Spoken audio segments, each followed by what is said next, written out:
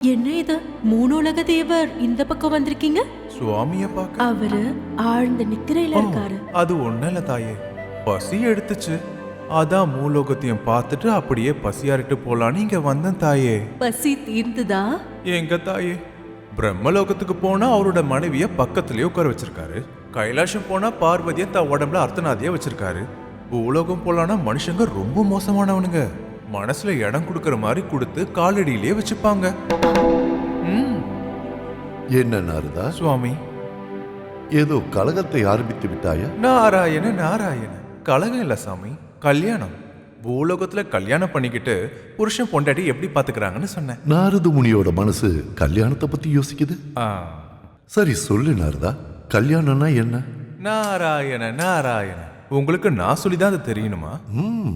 நம்மளோட மொழியில வேண்டாம், மனுஷங்களோட மொழியிலே தெரிஞ்சுக்கலாம்.